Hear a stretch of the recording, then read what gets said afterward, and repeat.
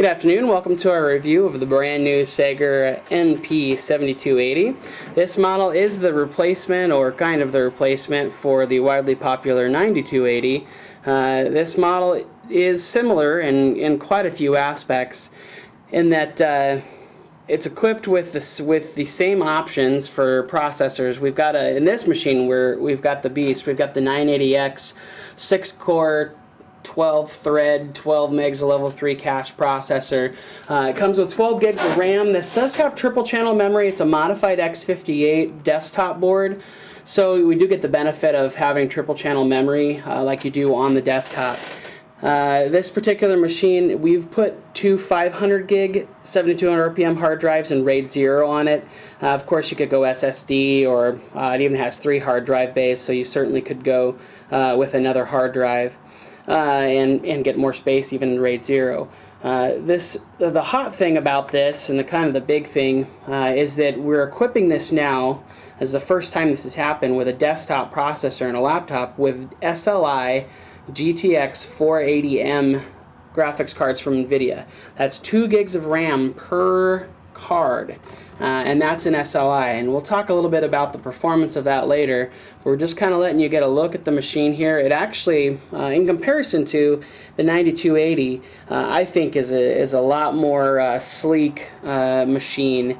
They've put quite a bit more brushed aluminum, or it's almost fully brushed aluminum, with some mirror finish. It's actually a really classy looking machine. Okay, next thing we're going to talk about is some of the input-output ports on the 7280 here. It is quite full of them, as you'll see here in a second. We're on the left-hand side here, so starting from left to right, we've got DVI. It's a coax input port, or technically TV tuner card option that I don't think exists in the United States. We've got Ethernet there, gigabit of course, HDMI output. We've got 2 USB 3.0s. eSATA, IEEE, and of course FireWire. And this is the place where the HDMI input would go. However, it's not an option from Sega right now. So anyone who wants that, make a little bit of fuss on the forums and post that it's really important to you, because if we get enough feedback, they'll actually add it as an option for us.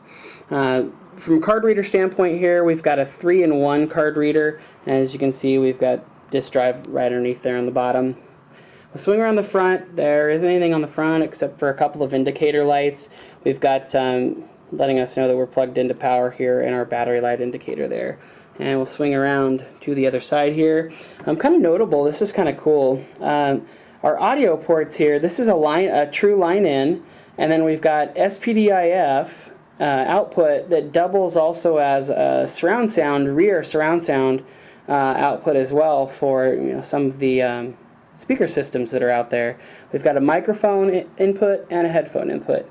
On this side we have an additional 3 USB 2.0s and our Kensington, true Kensington lock.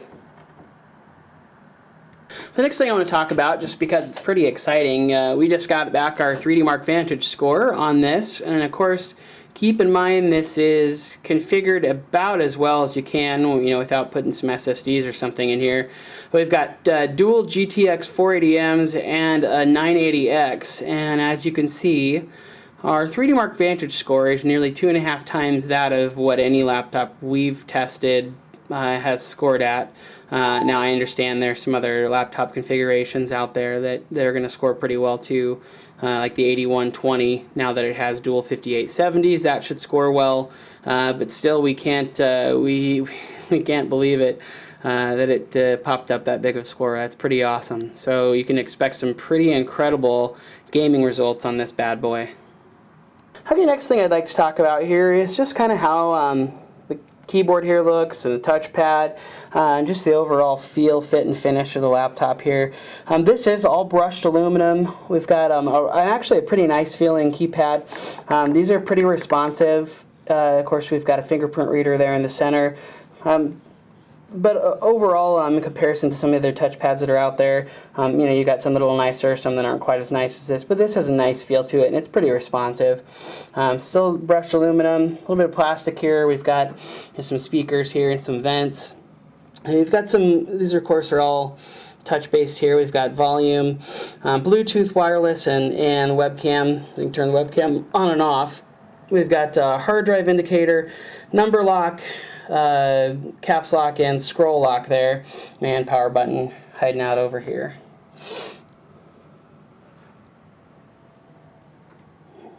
Give you a look of how it looks on the table.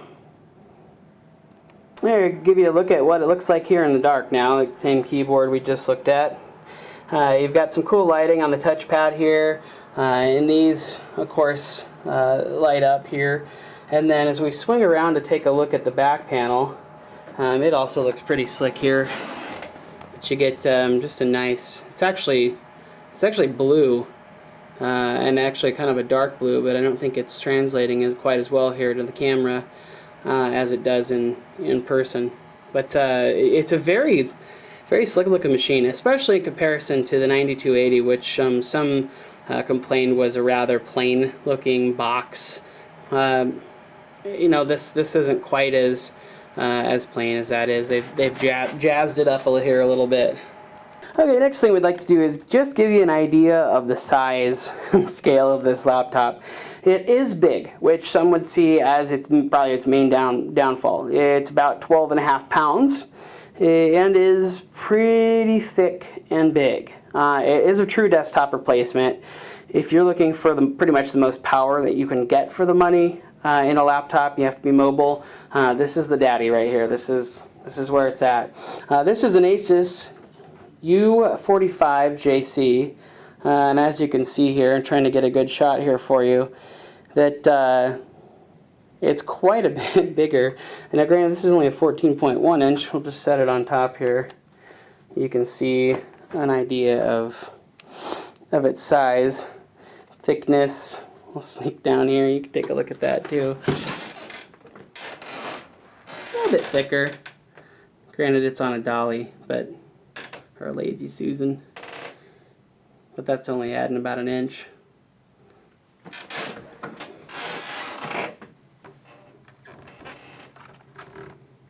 There we go. So yeah, it's about 2.5 inches at its most thickest point. It does go from about 2.25 to 2.5 inches. And we'll just get you another look here at the top and kind of how it looks here. You got a little bit of fingerprint magnet here, as you can see at the top here. Got some glossy kind of around the edge, and this is a mirrored finish right here. Probably doesn't translate well to the camera either, but it's kind of a silver, you know, traditional mirror, I guess you could say, look to it. But it's nice. It looks very nice. Next thing I'd like to go over is the keyboard on here, and just kind of talk about overall flex, which it seems pretty solid, to be honest. You might have a little bit of flex there in the middle, but I'm pressing pretty darn hard. Yeah, it's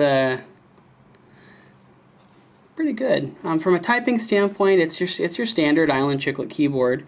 3-row downside here, 3-row number key instead of 4. You would think on a machine this size maybe they could be able to fit a 4-row, but that's our downside here. A couple of things that I'm not super fond of when you have a 3-row, just so you know. You've got to function the number lock button on, and it doesn't always want to work, and that's never fun to function number lock.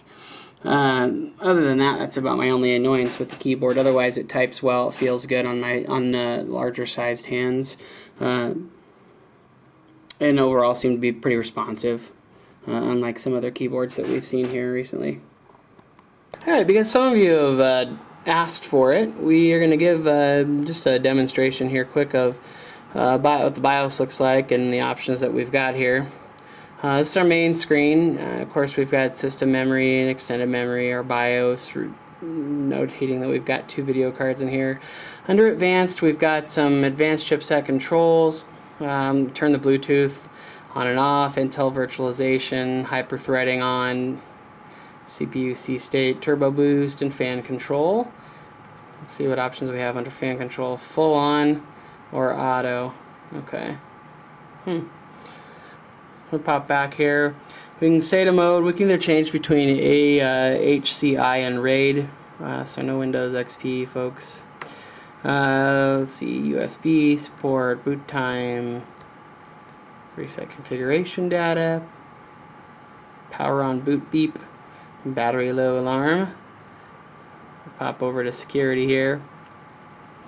So let's just set our password on boot, and boot options here. We've just got device priority. It looks like you can exclude some things from the boot order here, and that would be our options.